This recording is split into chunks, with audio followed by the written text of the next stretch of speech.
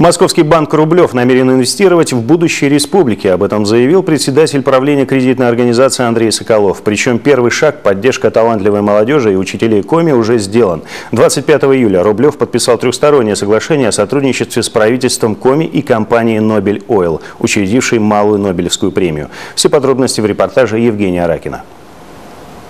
Банк «Рублев» пришел в Сыктывкар не случайно. Он активно работает в северо-западном регионе около 4 лет. В планах стремительное включение в промышленную и повседневную жизнь европейского севера страны, к которому относится и Республика Коми. Регион перспективный для развития бизнеса. Нам очень нравится Коми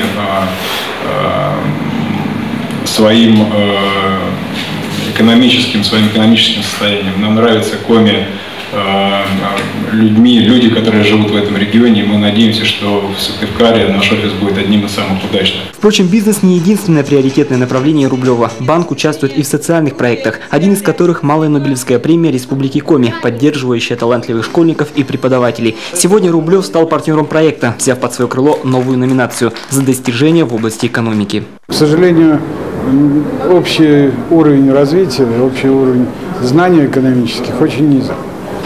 Поэтому для того, чтобы люди изменились, чтобы они не ждали, когда они поступят в университет, в институт, в колледж, а чтобы они начинали заниматься этим со школы, это основная задача, которую мы перед собой ставим. В стратегии банка на текущий год дальнейший рост и развитие, наращивание кредитного портфеля и планомерная поддержка отраслевых предприятий. При этом в работе с клиентами Рублев применяет индивидуальные подходы. Евгений Ракин, Олег Жуковский, телеканал Юрган.